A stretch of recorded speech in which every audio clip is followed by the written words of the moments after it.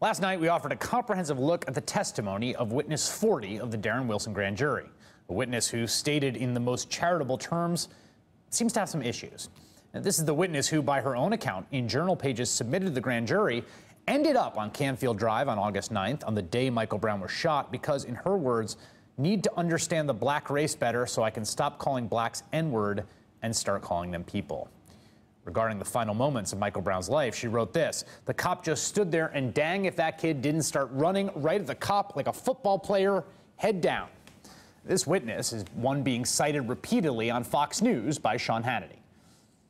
And then, quote, "He looked like a football player with his head down, charging at Officer Wilson. Charged at him," quote, and I'm reading, "like a football player with his head down charging." That Michael Brown, was charging like a football player full force on Officer Wilson. One witness described it as charging at Officer Wilson like a football player with his head down. "Don't charge him," to quote one of the eyewitnesses, "like a football player with your head down." Another witness said that Michael Brown charged Officer Wilson like a football player with his head down. Dang if that kid didn't start running right at the cop like a football player with his head down.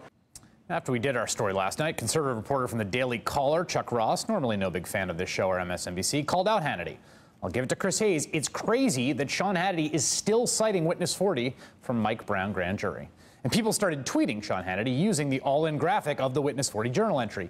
"Here is your favorite witness," to which Hannity replied, "Ask grand jury, one of many witnesses. I was not on G jury." That's true. Sean Hannity was not on the grand jury. We've asked the office of the St. Louis prosecutor, Robert McCullough, why witness 40 was even allowed to testify before the grand jury at all. We have not yet received a reply. The very fact that witness 40 testified before the grand jury is evidence of how strange the grand jury process can be, and why many people view it, in this case at least, as a cynical exercise in which prosecutors were protecting police officers when police officers are the defendant. And that, in fact, it is all part of the culture of law enforcement, the Brotherhood of Blue. As our next guest, Redditt Hudson, former cop at the St. Louis Police Department, recently wrote, cops were not being held accountable for their actions, and racism on the force was rampant, quoting Mr. Hudson.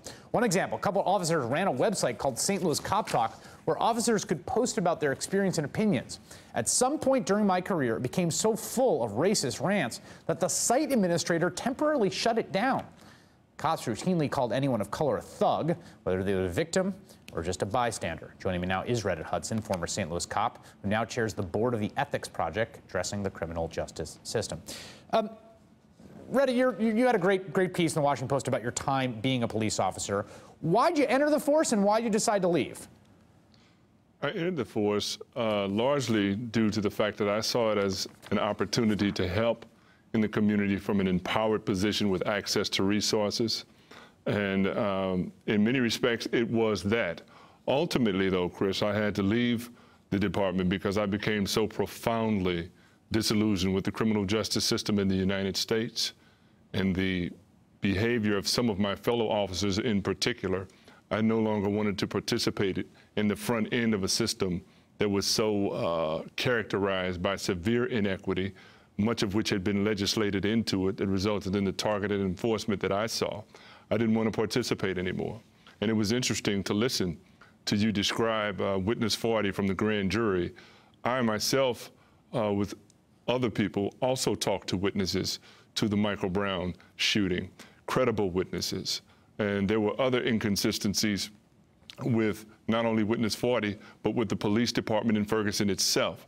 I was in a room when Chief Jackson said in words to myself and others from other organizations that Darren Wilson had no knowledge of Michael Brown being allegedly involved in a robbery prior to his encounter with him. The chief told us this.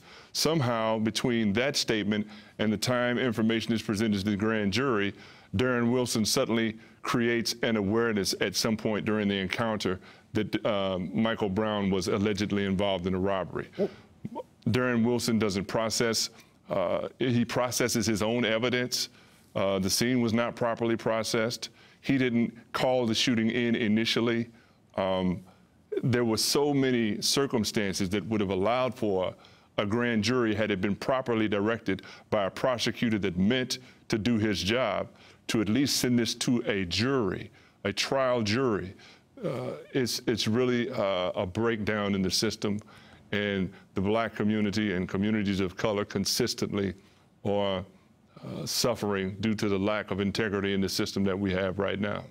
One of the issues that I think this all raises, and the piece you wrote raises, is how internally police and law enforcement officers deal with bad actors among their ranks. I mean, you talk about hearing people say really nasty stuff, witnessing officers violating people's rights. And the question is, what is the culture like that you experience firsthand in how that's dealt with? Is it sort of you look aside, you call someone aside and say, you know, that guy's bad news? Or do people just sort of go about their business and allow those people to fester? I think it's the latter. Generally, it's not dealt with. I mean, that's the luxury that officers who abuse their authority have. They're going to be investigated by their friends if there's an allegation of excessive force. They're going to be sent on paid administrative leave while that investigation is conducted, otherwise known as a vacation. And when they return, because everyone involved is so indoctrinated in that culture of protection, in that culture of not only protecting the officer, but protecting the larger narrative that officers can do no wrong. We put our lives on the line every day. How dare you ever question what we do? There is no real accountability. And internal investigations are something that I have very little, if any, confidence in. You name an entity for me that you trust to investigate itself, particularly when there's punishment or possible liability at the other end of that investigation. It doesn't happen. And I really want the country to know. You've been looking for the last 100 days at Ferguson, now New York. I want the country to know that, yes, law enforcement is a difficult job, and there are many people in it trying to do that very difficult job. But the number of people in law enforcement, as we've seen, who will knowingly and maliciously violate your human rights, civil rights, and civil liberties is far too large for us not to have a response to them, a meaningful way to hold them accountable fully for what they do to us.